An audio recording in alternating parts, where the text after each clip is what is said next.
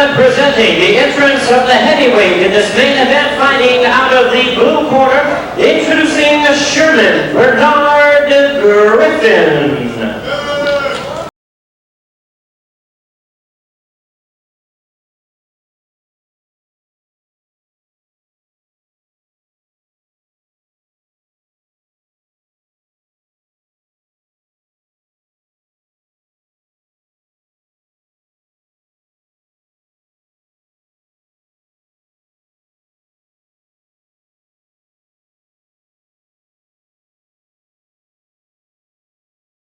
And now presenting his opponent, making his way to the ring, please welcome Buster Mathis Jr.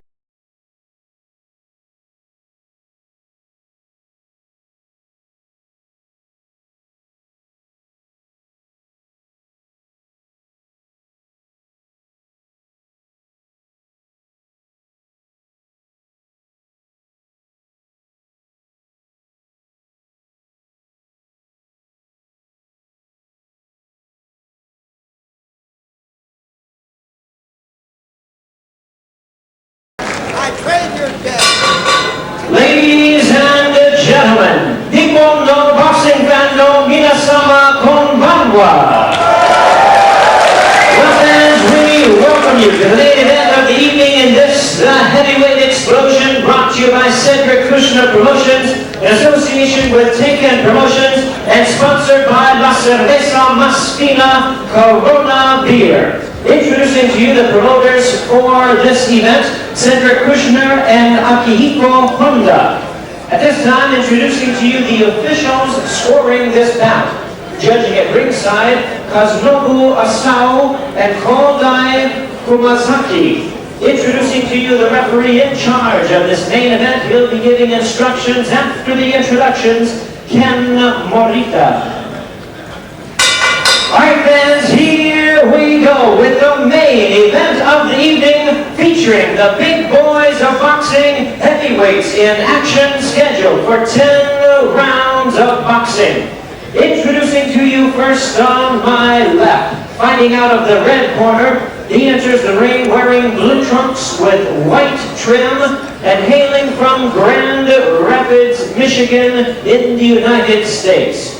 He weighed in at 221 3/4 pounds, and his unbeaten record includes 13 wins, no losses, 1 no contest, with 3 wins coming by way of knockout. He is ranked number 10 heavyweight contender in the world by the IBF, introducing the USBA heavyweight champion, the undefeated Buster Mathis Jr.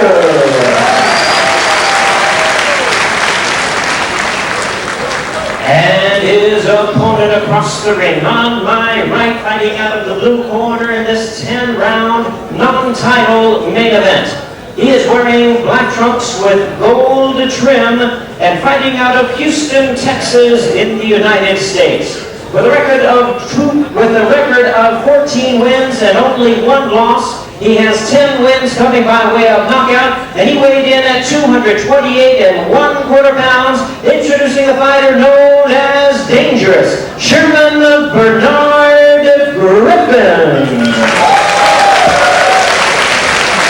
Once again, introducing to you take a look at the tail of the tape. You take a look at Sherman Griffin at 31 years of age. He'll not only be the older, the taller, the heavier, but also the reach advantage. But one thing about Buster Mathis is that he will negate any kind of reach advantage you might have. He'll work off the chest of Sherman Griffin if he can get inside, and that'll be his game plan today, trying to keep his record unblemished at 13-0.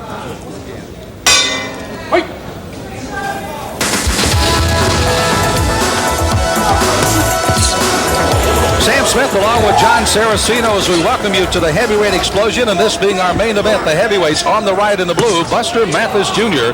against Sherman Griffin out of St. Louis, Missouri. Buster fighting out of Grand Rapids, Michigan. They've come a long way to fight, though, here in Tokyo, Japan. Buster 13-0, despite the fact that he lost in a fight to the bounty hunter And then Hunter, of course, testing positive for drugs, so it was ruled a no contest, even though it was a loss to Mathis, not officially on his record. This is not a title fight, and now Buster gets staggered with a pretty good left hand by Sherman Griffin. And Buster's in immediate trouble, Sam. Back up against the ropes. He better to start punching back or get off the ropes. Well, the thing he needs to do is he's down. So Sherman Griffin has down Buster Mathis. Clubbing right hand. And he was staggered earlier, so I'm not so sure that Buster didn't have all his senses when he got hit with that shot. This, by the way, is a non-title fight, but if Buster Mathis does lose this fight, the USBA title would be ruled as vacant.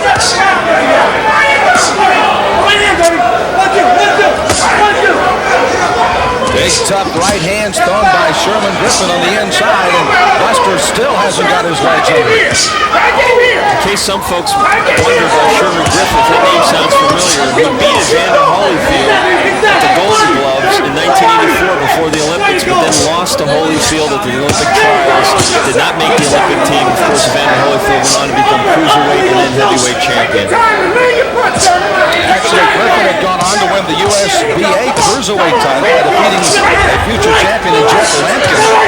But then had some run-ins with the law, went to prison, and was out for more than 3 years, and is now making a comeback at the age of 31. Buster's starting to punch back here in the first round, and not any time too late, Sam. He's in a lot of trouble here. Big first round for Sherman Griffin. Well, a big first round for Buster Mathis, too, because it has just been announced that he will fight. Of course, Reddick Bowe coming on June 11 on an HBO title fight there, or at least a championship caliber fight. And now here he is in trouble in the first round, being down once by Sherman Griffin. Gotta wonder if that served as a distraction for Buster coming into this fight, knowing that the negotiations for that fight were ongoing. But at this point, the biggest distraction is the right hand of Sherman Griffin. Well, Sherman has really looked sharp in round one. Now Buster is definitely fighting back.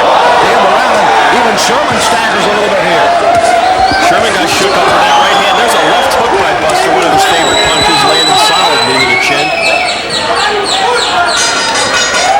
Great first round. The crowd really has warmed up to the heavyweights here. Sherman Griffin has thrown a little curveball to the USBA champion, Buster Mathis, who not only has the ice water over the top of his head, but has been clubbed pretty good by Griffin out of St. Louis.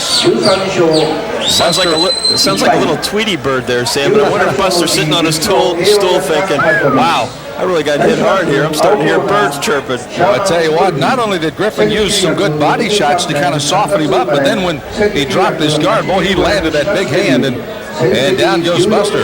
And the key to that round also for Sherman was putting his punches together. You notice he just wasn't throwing one shot at a time. He was throwing 2, 3, 4 punches. We'll take a look at it again, John. Kind of missed with the left uppercut there, but he's going to come back with a right hand. Kind of also a grazing blow. But somewhere in there, he landed. Apparently, that punch had more effect than it looked like on a replay. This is round 2 of a non-title fight as the USBA champion. In the blue, Buster Mathis Jr. comes out fighting and throws a pretty good left hand on Sherman Griffin. But again, Mathis down in round 1. And he's come back with a vengeance here in the second round. And we see Griffin pumping that jab out. We saw in the Tyrell Biggs fight with Sherman, with Buster Mathis, and Buster has a hard time getting past the jab. If you keep it in his face, it keeps him off your chest, and you've got to do that. And that's got to be a large part of the blueprint for victory for Sherman Griffin tonight here in Tokyo. If the name Buster Mathis sounds familiar to boxing fans, it should. His father was a great contender back in the 60s. He fought a lot of the top fighters, including Muhammad Ali, Joe Frazier, George Chivano, along with Jerry Quarry. A great contender in the 60s and now trains Buster. Buster Sr. has some very poor health, Albert, and is not able to travel with his son around the world. So I know he's viewing our fights tonight here from Tokyo, and we wish him the very best of health. Right now, I'm sure he's sending out the best of health for his son, John, because he has looked like he's recovered pretty well, but that was a shaky first round of the USBA champion. He's definitely back in. I'll tell you what's interesting, Sam, is that Sherman Griffin, after he got stunned near the end of the first round, he seems to have a little bit more respect for Buster Mathis. You see him retreating a little bit more, working behind his jab, being a little bit more cautious. There's that good combination. Buster will do that. And one of the things you'll notice as this fight proceeds, if it goes longer, you'll start to hear Buster Mathis making more noise on his punches. He really will kind of make a grunting sound on every punch. Right now he's not doing so. You know when he's in the groove when you start hearing him grunt with the punches, and we'll hear that later on in the fight. It's kind of like Jimmy Connors with boxing gloves on. There you go. Monica Seles, who drove me right up the wall with that grunting in her tennis matches, but it works for her, and it works for Buster Mathis. Sometimes you need that extra oomph. Expel all the demons from within. You can already start to hear him kind of expel some air every time he throws a punch. And I tell you what, Buster has definitely come back in this second round. This is a nice return for Buster Mathis. Good recovery for Buster in this round. He's working the jab. He's really putting the pressure on Sherman. You know, we alluded to the fact that Sherman Griffin, that excellent amateur career, Buster really didn't have that long an amateur career, 20-5 with 6 knockouts, not known as a knockout puncher. But however, he was a 5-time Michigan Golden Glove champion. Said he tried a lot of other sports. He said, I was pretty bad. Not bad as in good. He said, I was bad.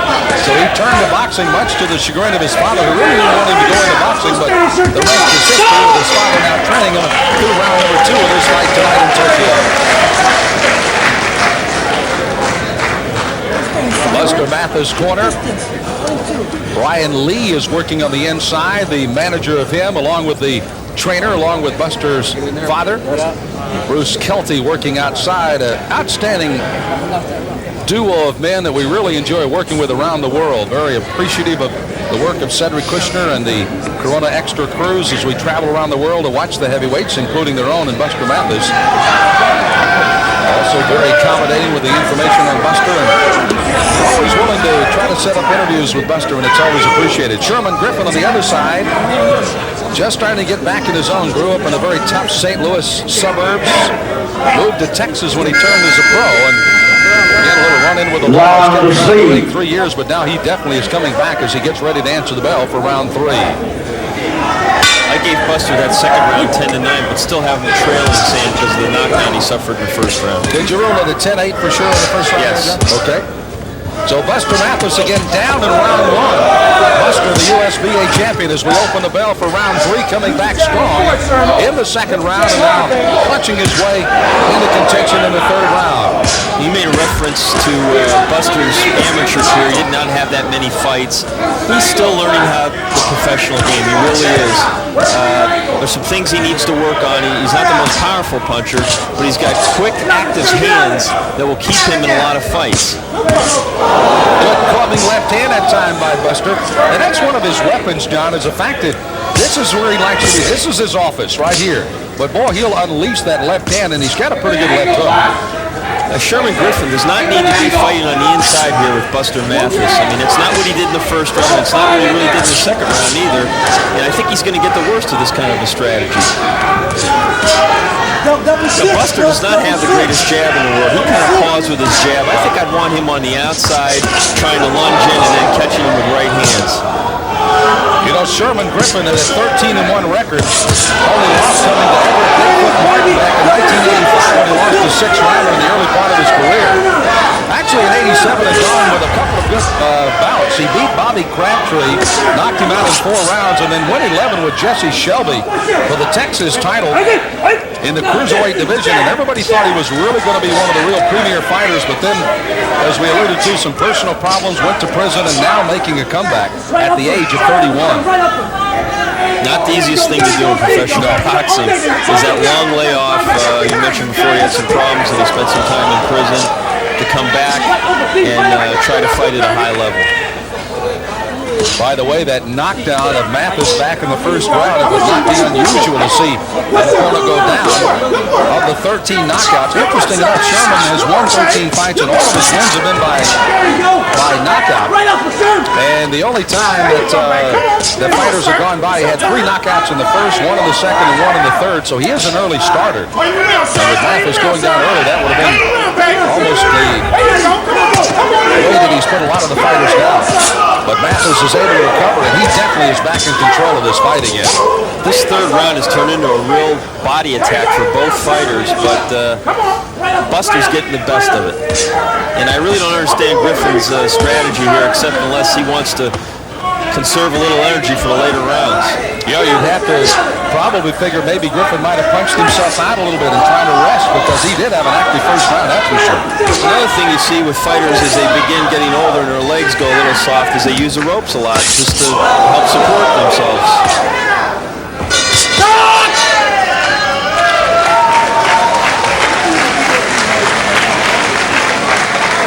You can hear the appreciative applause in the background as this crowd here in Tokyo, Japan, waiting for something big to happen. They really got excited in that first round when Mathis went down, expecting the worst for Buster, but he has recovered quite nicely, thank you. Hey, we got excited when we saw him go down. Shock may have been a better word for us.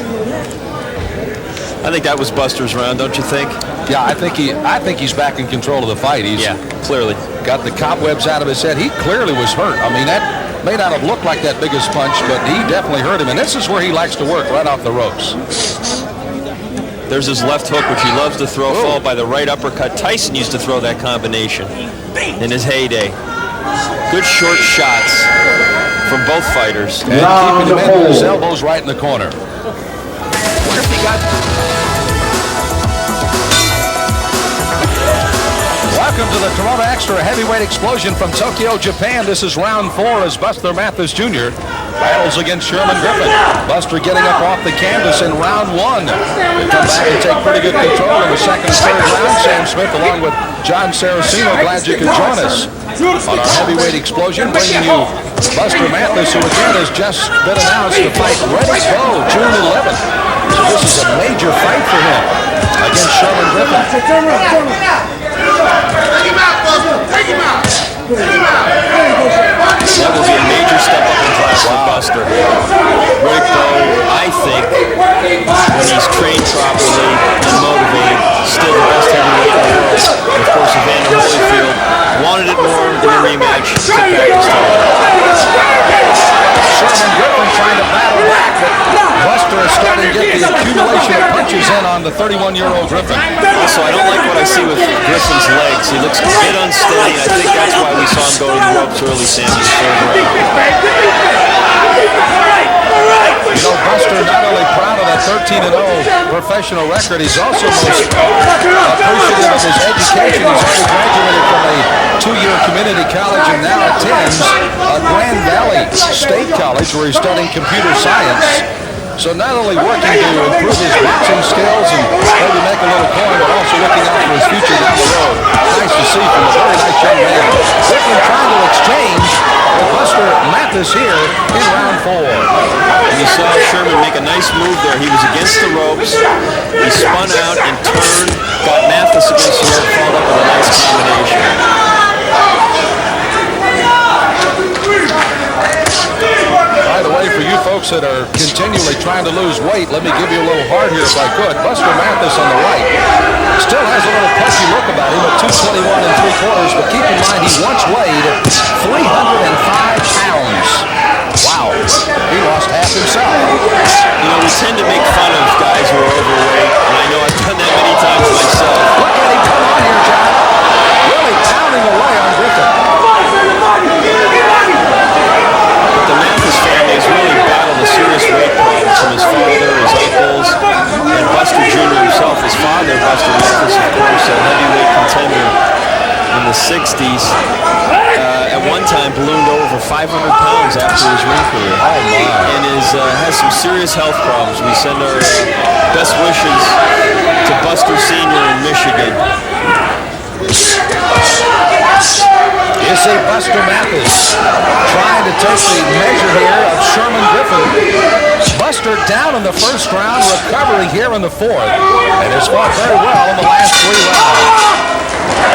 Just teeing off on Griffin at the end of that round. Another big round for Buster. Buster Mathis again still showing some wear and tear as he goes to the corner. And I can't tell you how shocking that is when you get that cold water over the top of your head after fighting for 3 solid minutes and the heat that you build up. Such a sharp contrast. And you see also it appears he's got a cut inside of his mouth as he is spitting out the water with some blood in it. So he has been hit pretty good by Sherman Griffin here tonight. Surprising down in the first. I mean, that had to be the wake-up call he certainly needed in this fight, that's for sure. A lot of times a fighter can come out cold. He's just not warmed up properly. That could have contributed to it. Action here from the fourth round. See, Sherman Griffin's not punching and he's in punching range. That was a grazing left hook. Nice right hand followed by another left. Buster is just relentless. He's a busy fighter. Very busy fighter, and that's going to keep him in a lot of fights because he doesn't really have the power, one-punch power to take guys out. The 2 heavyweights meet in the center of the ring for the start of round 5 in our heavyweight explosion. La Cerveza Masfina, Corona Extra, bringing you the international fights tonight from Tokyo, Japan. Buster Mathis on the white and the blue. Sherman Griffin now fighting out of Texas, even though he still resides in St. Louis, Missouri. Tough street kid when he came out of the amateur ranks. Good, solid amateur background, as John pointed out. Actually defeated the current world champion, Evander Holyfield, back in '84. Thought he was cruising into the Olympic Games, but Holyfield beat him in the trials. Knocked him out of a chance to go to the Olympic Games. I think I can hear Buster Sr. back home in Michigan telling his son, move your head a little bit. Even though he's not getting hit, and Sherman's not firing back to the head, Buster has a bad habit of not moving his head at times.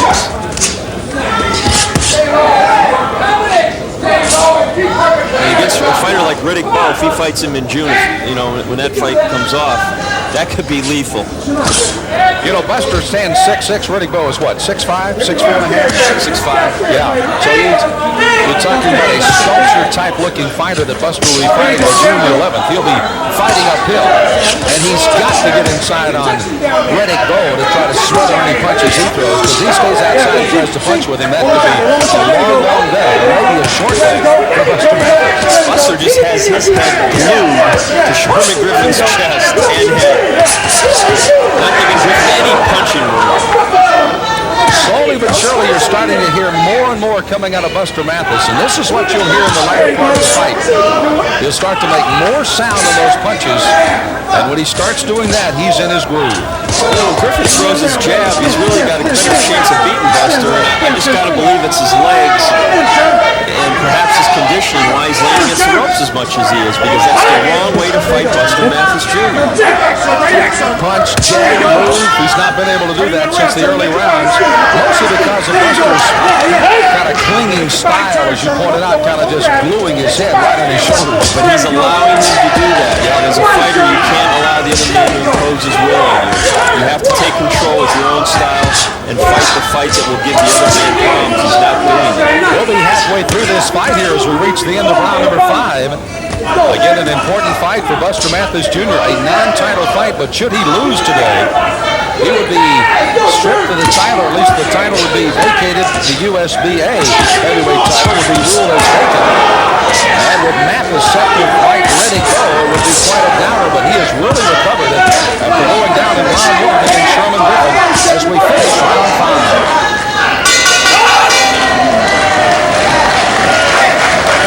Both fighters almost semi-staggered to their stools as, again, there's some fatigue setting in early here through 5 rounds. Buster again getting that wake-up call from behind, kind of taking your breath away, if you will. I've never seen a fighter quite labor in the corner with his breathing like Buster Jr. does. He really opens up that mouth and sucks all the oxygen he can possibly get to his lungs. You know, we may see the best punch of the night when Buster stands up and decks Bruce Kelty standing over the ropes for dumping that water on him. He said, I've had all that I can take. Buster Mathis, again, a good hard worker. Never have doubted his heart, that's for sure. His skills, his talent, and of course, maybe not so much his conditioning. You look at him and say, boy, he's not in very good condition. You don't have to doubt that. He'll stay around for 10 rounds. It's amazing to see a guy Doesn't appear to be in very good shape at all. Throw as many punches for as long as he does. And we saw it in the Tyrell Biggs fight. I've got Buster ahead in this fight, 48-46 after 5 rounds. And keep in mind, that's after he's been knocked down in the first round as we enter the 6th round of a 10-round fight. Buster Mathis with that huge rump, hips, and legs. That's where his real power is when he starts setting down on it. Good uppercut inside on Sherman Griffin again. You know, Buster's shown a good arsenal of punches. He's hooked. He's coming straight right and left. And also he's coming with an uppercut on Griffin when he gets in on his chest. He's got him in trouble on the ropes again.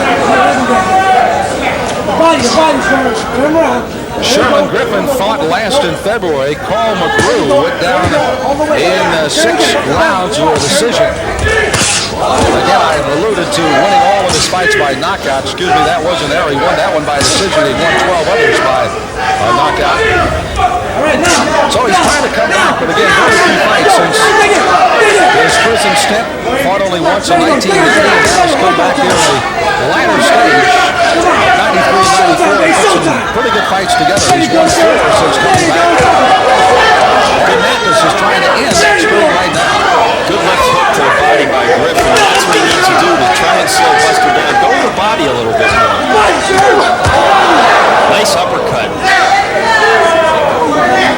You know, Buster Mathis, when he steps up against Reddick Bowe, will be making a step, but then you consider that he has defeated some relatively good heavyweights on his way up. I mean, guys that'll test you.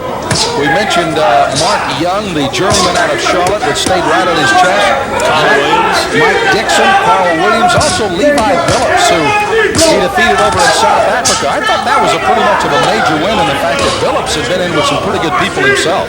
Those are all seasoned fighters, Sam, you're right. And conversely, Sherman Griffin, although he had a much more extensive amateur career than Buster Mathis Jr. did, as a professional, hasn't really had the kind of competition. Jeff Lampkin, probably the best fighter he ever fought, and that was at cruiserweight back in 1987. He's also fought Everett Martin back in '85. Everett's been in with all the heavyweights. Martin, the only man to defeat him. He lost that decision in 6. Did Sherman Griffin. There's that good action again by Buster Mathis Jr. You know, I asked him one time, I said, do you mind being called Buster Mathis Jr., or do you just want to be referred to Buster Mathis? And he said, hey, I'm proud to be the son of a great, great contender and a guy I certainly have a lot of respect and admiration for. I don't mind being called Junior at all. And consider the man, that's my father. Nice tribute to his dad. And you know, Joe Frazier, Muhammad Ali, and Jerry Corey also had a little bit of respect for Buster Mathis. And you know, just about to the man, they all came back for a special tribute and a benefit dinner to help him defray some of his medical cost in Grand Rapids, kind of showing the respect that all of those guys showed for one another back in the 60s. Well, a pretty good finish to a round number 6. And again, a tiring Sherman Griffin. One of the things you always want to try to do is to keep those arms off the rope. As you see, he is slumping a little bit there, just trying to keep himself cooled down. Rather warm in the arena tonight here in Tokyo. Sherman providing us with some of that live corner noises, as should we call it? Let's take a look at the busy Buster Mathis Jr. Look how he just walks in on his chest, John. Just gets right under all of that reach that he had, and there's that uppercut. It just jolted his neck back. And when you're in punching range, right there, Sherman Griffin is within range of being hit. You got to be punching, otherwise you're going to get hit.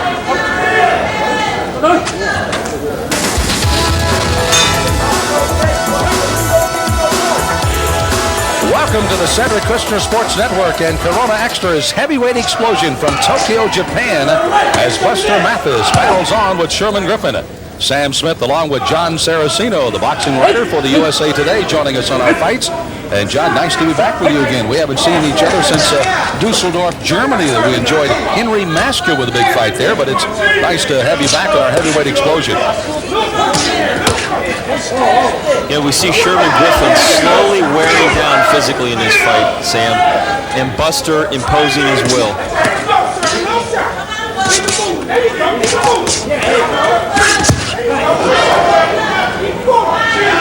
Now, Griffin wants to be in the center of the ring, except for he doesn't want to be that close. He wants to be jabbing, stepping to the side, then hitting Buster with right hands when he moves in. But you got to question his conditioning, because he's not doing what he did in the first 2 rounds, certainly. I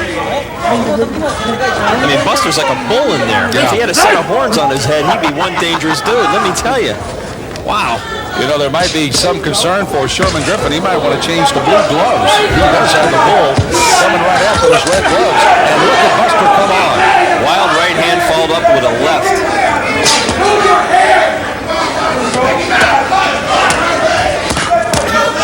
I think if Buster just stayed to the body at this point and continued to break down Sherman Griffin, you know, he might be able to connect with some of those right hands and left hooks to the head. Maybe stop him, possibly. It is interesting, by the way, to note that on some of our earlier fights here in Tokyo, Japan, that some of the scoring has been, shall we say, a little bit questionable.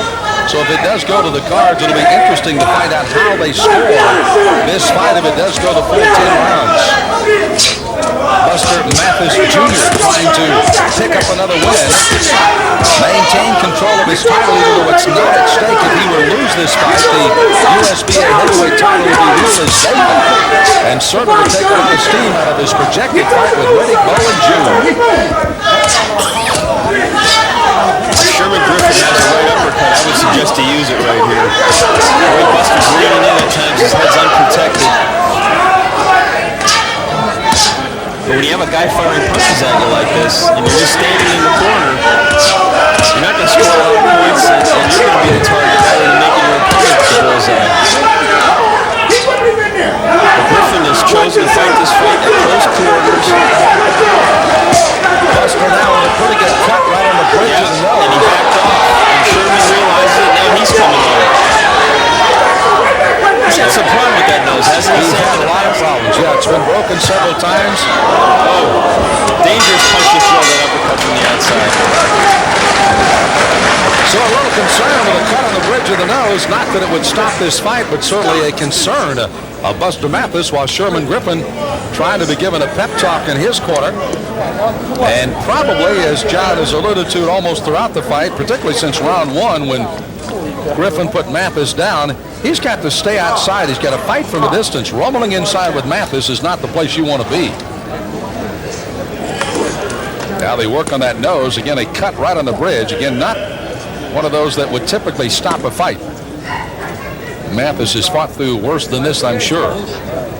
The fact that he's experienced this before and he's had it, you know, should keep him in good stead. He's probably not too worried about it. A lot of times when a fighter's cut for the first time, as Evander Holyfield was in one of his title defenses, they panic. Round A. Kind of looks like a big Aaron Pryor. A little bit of a facial resemblance there. This is round 8 of a scheduled 10 rounder in our heavyweight explosion. Buster Mathis, I'm sure he knows they're fighting 10 rounds. He wanted to touch up gloves here at the start of the crowd. A little sportsmanship, but we're not quite ready for that yet, Buster. According to our scorecards, Sherman's going to need to stop or knock out Buster Mathis to win this fight. Now, again, and that's our scorecards. Yeah. We've seen some very questionable scoring in earlier bouts. It makes you wonder what the judges from Japan are scoring. And in an earlier fight today, it was opportunity for Terrell Biggs to get back in the ring and look for a victory, but Ray Ennis looked extremely sharp in 3 knockdowns in the 3rd round of Terrell Biggs to win one of our main events of the night. And Buster Mathis is trying to win one here. Sherman Griffin may have a different idea, but right now he's not doing enough to steal it back away, I don't think. We've seen Buster being a little bit more cautious and staying on the outside, maybe taking a little bit more blow here. In the 8th round, he threw a nice sizzling combination there a few moments ago. But preferring to work on the outside, giving Sherman a little bit different look.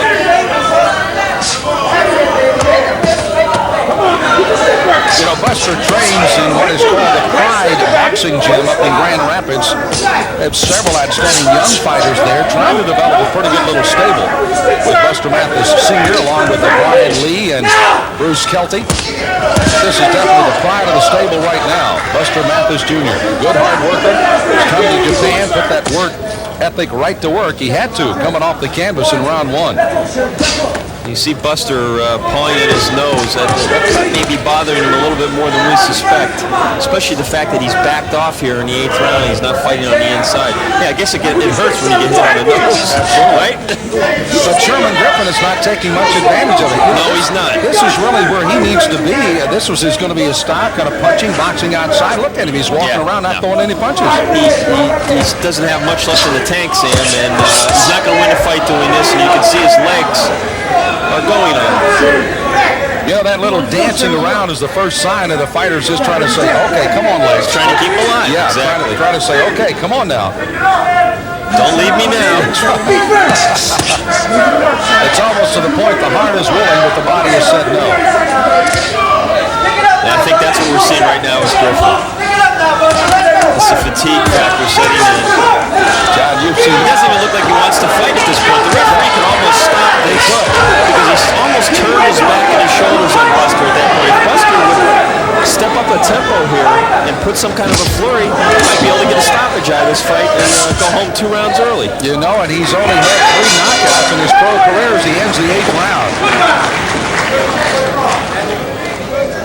Well, what started out to be a little unusual fight in the fact that Buster Mathis went down in the first round. And I tell you what, was very close, John, to being in real trouble in that first round. Just staggered off the canvas, got his game plan back together, particularly in the second round, was able to survive the first A. B was able to regain control and then got in his office on the chest of Griffin. And now even Mathis, maybe realizing his head on the card, is backed off and fighting a little more cautiously right now. Which is not a bad move on Buster's part. And as it turns out, that first round was Griffin's best shot to win the fight. Yep. It's not going to happen unless there's a miracle punch landed somewhere in the last 2 rounds. Get a good overview of this smallish arena that has been jam-packed. The tickets have gone very well, and they're being rewarded with some pretty good action here as Buster Mathis gets ready to answer the bell in round 9. Just looking at his nose makes me wince. Good look at Sherman Griffin as he answers the bell for round 9 as Buster Mathis coming off the stool a little bit late.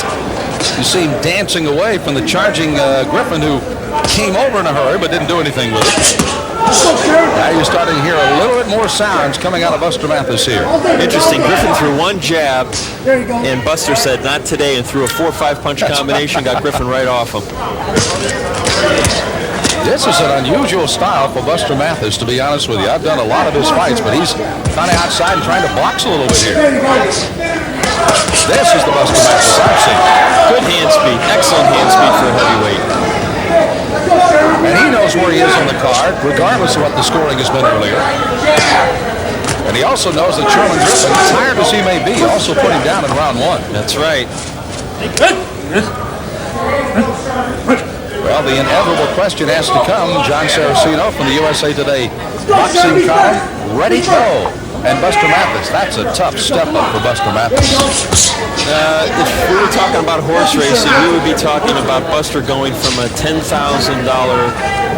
claiming race to a $1 million stakes race. I mean, he is stepping up in class to that level, and he's going to need some luck that night to beat Riddick Bowe. There's no question about it. He's going to be a sizable underdog. On the other hand, who knows? Maybe Riddick Bowe doesn't take Buster that seriously, sees what we see, and figures, I can handle this guy. He's not a big puncher. He's open to be hit. And a lot of times that's a fighter's downfall. But you know one thing, Buster Mathis Jr. is going to give his all that night, and Riddick Bowe is going to know that he was in a fight. The kid's got a lot of heart. He's got a huge heart, and he's got a work ethic. He'll be ready. And I think you made a great point, John, early on. I really believe that Buster came out of the locker room literally not ready. Circumstances of the timing coming into the ring, and just really got clocked by Sherman Griffin early on in the fight, but he has made a marvelous recovery and really fighting an unusual Buster Mathis fight. In fact, he'll go in and throw those flurry of punches, as you see, and back out. Not the usual stay on your chest Buster Mathis, but a very smart fight tonight. I think you're right, Sam. I think he realizes that he's got the fight totally in control. I'm sure the corner has advised him of that he's way ahead. Don't get caught with any silly punches. And I think the nose thing is bothering him too. That's really when he backed off and when that nose busted wide open. And also, he's got a big fight coming up against Bo now, and why take silly chances? Well, he also knows that with the cut that he can be cut again. And he doesn't want to, the way he fights, he doesn't want to take the chance of getting a head cut and getting another cut. And obviously walking into a big punch and maybe even taking the chance of losing. But I tell you what, he's working to the end of round 9.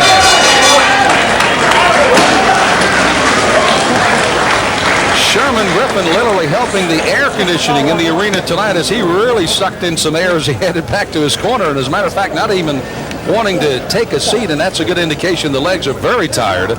Does not want to take a chance of getting down and getting some cramping or not being able to get back up. So he's going to stand between the 9th and 10th round, the final round of our fight on our heavyweight explosion tonight.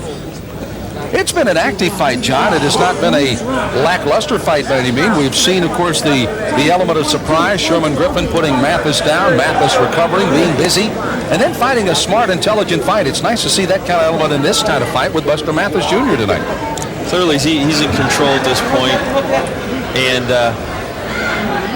like we said earlier, the other guy needs a miracle at this point. A big miracle.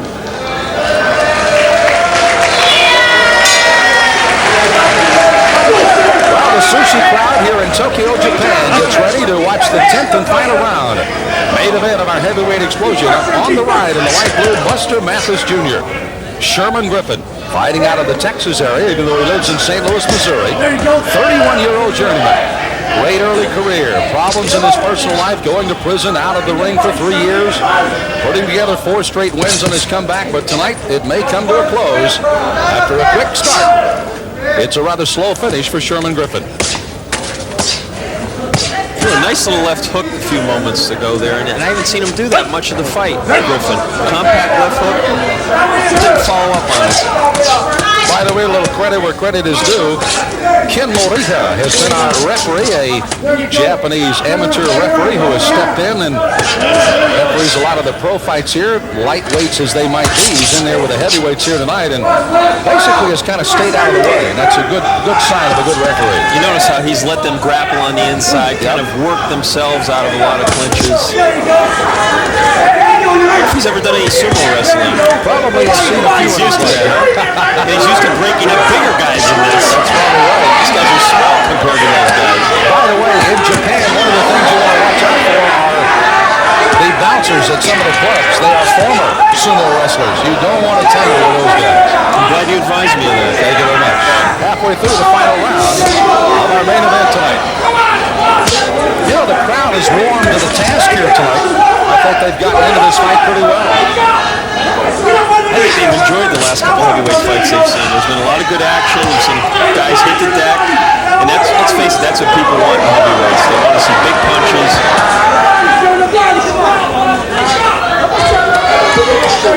Sherman just got to let it all hang out now, as they used to say. He's arm weary. Yeah. You can see it. There's no steam on his punches. So. He's trying no snap there right now. Truth be told, he's in bigger danger of getting knocked out than Buster is at this point.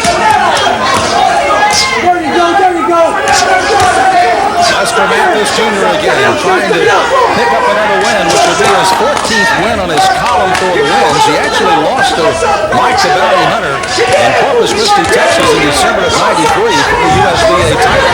Hunter retaining the title that night, but then testing positive for drugs after the fight was Hunter. And the fight itself was ruled as a no contest, thus taking the loss off the record of Buster Mathis, just to set the record straight for you.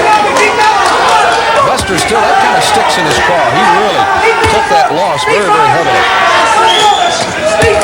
But he was outboxed. Mike the Bounty Hunter, despite his personal problems out of the ring, is a very good fighter as they fight to the end of this one here tonight. And you can hear the appreciative crowd here in Tokyo, Japan, as they have watched the heavyweights in our heavyweight explosion fight to the end. And Sherman Griffin literally staggering around the rim. The ring trying to find his corner once again. He ought to be trying to find a stool right now to sit on. Buster Mathis, not your svelte-looking heavyweight by any stretch, but again, keep in mind at 305 pounds once in his career. Malcolm Garrett, by the way, also working out of that corner, the director of boxing for Cedric Kushner out of New York City. Sag Harbor, Long Island, to be exact. I thought I saw a familiar face in the camera pan there. By the way, Malcolm, I don't know if he knows where his home is in Indiana right now. He's been on the road to South Africa, to Germany, to Japan. I'm not really know. As a matter of fact, he knows where his hotel room is and his traveling bag. But outside of that, I'm not really sure. I would like to have his frequent flyer account and yours, Sam. That's right. Well, yeah, we've had a few miles, you and I both, as a matter of fact. Buster Mathis, again, we've alluded to the fact that he will retain his USBA title. Not that this was a title fight. It had to go 12 rounds and, of course, designated by the USBA to be a title fight. It was not. But he stuck a chance of losing that title. If he had lost, they would have ruled the title vacant and also would have done in his chances of going in with momentum against Reddick Bowe on June the 11th. Jimmy Lennon Jr. is just about ready for the announcement of the decision. Ladies and gentlemen, after 10 rounds of boxing, we have a majority decision, and here are the score totals.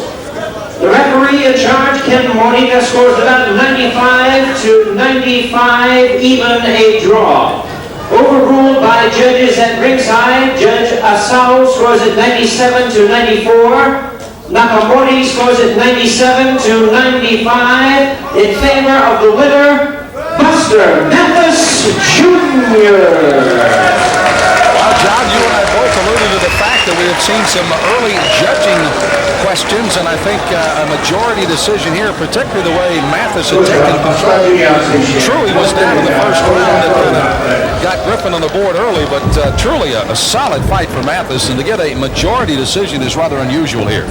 Judge Morita's 95-95 score is simply outrageous. That man should never be allowed to judge professional fighting again. You mentioned that the referee was an amateur referee in the past. I'm starting to wonder if these judges weren't amateurs. I had the fight 98-91. I think you scored it similarly. Yeah, sure did. I didn't even think the fight was close. I think, as you said before, Buster was in complete control. He did have that rough first round, and I gave Griffin a 10-8 round there, but the rest of the way it was a clear-cut decision. I don't even understand the 97-95, 97-94 scores.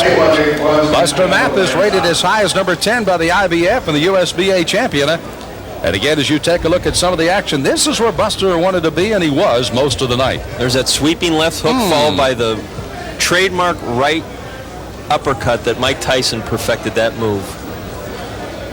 Sherman Griffin, to his credit, tried to fight back, but it was not enough here tonight. Again, as Buster moves on down to a 14-0 record and heads for his June 11 fight with Reddick Bowe.